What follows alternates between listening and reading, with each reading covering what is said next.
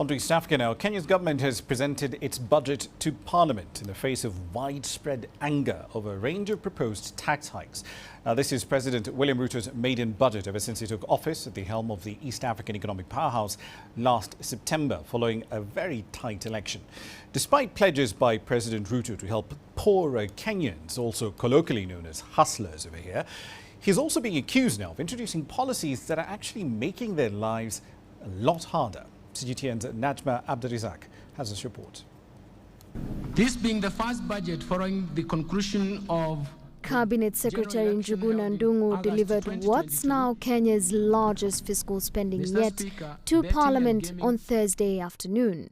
It's his first fiscal statement since taking over the National Treasury last year. Also, President William Ruto's first. The 2023-2024 budget's top priority is paying national debt and reviving key economic sectors. Receiving the lion's share is healthcare, education, infrastructure development and agriculture. It's a record $26.3 billion planned spending for the next financial year that the government hopes will accelerate economic growth. The strategy will involve increasing investments in 5 strategic sectors that have the largest impact and linkages to the economy, as well as on household welfare as the starting point. These 5 sectors include agricultural transformation, micro and small medium enterprise economy, housing and settlement, healthcare and digital superhighway, as well as the creative industry.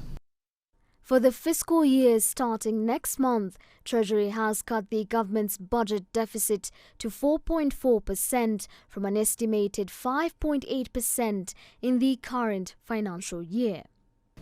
The speech was briefly interrupted by the walkout of more than a dozen lawmakers from the opposition coalition, unhappy with the proposals, but the minister was adamant. We intend to implement the policy priorities within a sustainable fiscal framework. Overall, we have moderated our spending to ensure the value for money and enhanced the revenue mobilization efforts to ensure that our public debt remains on a sustainable path. Opinions are mostly divided on a raft of tax increments and new levies packaged in the Finance Bill 2023, not just on the floor of the House. But now with clarity and with a statement that now has been tabled by the majority leader, there is clarity that the third reading is going to happen next week on Tuesday. I want to take this opportunity to thank the 81 members of parliament who yesterday voted the bill not to proceed the next level. I want to say thank you for standing with the voice of Kenyans. Despite being critical about public debt, President Ruto's government was expected to borrow less than the previous administration. But just 9 months in office, the new regime's first budget projects fresh borrowing plans that worry financial experts.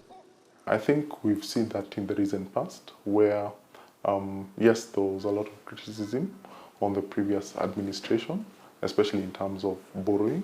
In this particular regime, they've tried to reduce the level of borrowing, but then they still have certain needs that they need to meet from a collection perspective so that they can be able to fund, yes, the debt, but also fund some of the recurrent expenditure.